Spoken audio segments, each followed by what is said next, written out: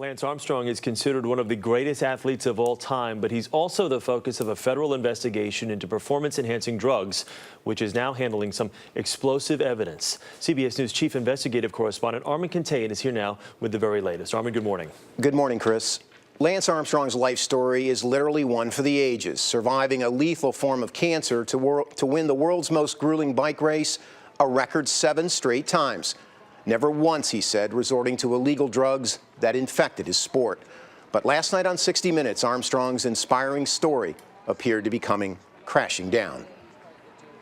He's now tearing the field apart. In clear, compelling fashion, the 60 Minutes investigation reconfigured Armstrong's iconic image. From American hero into allegedly a secretive, systematic user of performance-enhancing drugs, including the blood-boosting drug EPO.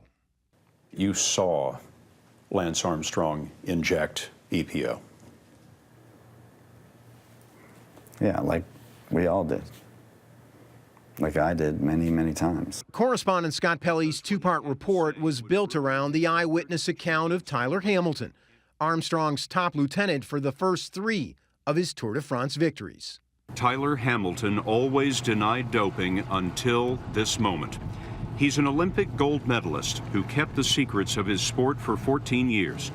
He refused to cooperate with the federal investigation of Lance Armstrong, but in June, he was served a subpoena which forced him to testify before the grand jury. Tell me what you saw in terms of what Lance Armstrong took in performance-enhancing drugs. He took what we all took. Really no difference between Lance Armstrong and, I'd say, the majority of the peloton, you know. There was EPO, there was testosterone, and I did see a transfusion, a blood transfusion.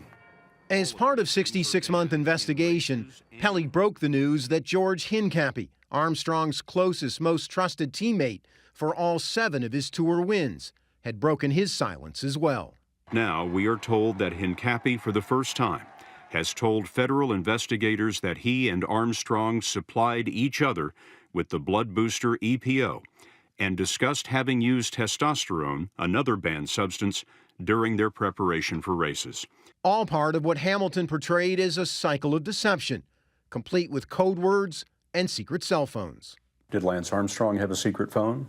Yes. Before it was over, 60's report also appeared to put an end to Armstrong's most powerful defense, that he's never failed a drug test. I know he's had a positive test before. Positive for what? For EPO. When and where? Tour of Switzerland. 2001. How do you know he had a positive test? He told me. Armstrong, who declined to be interviewed by 60 Minutes, has posted a response on his publicist's website, factsforlance.com.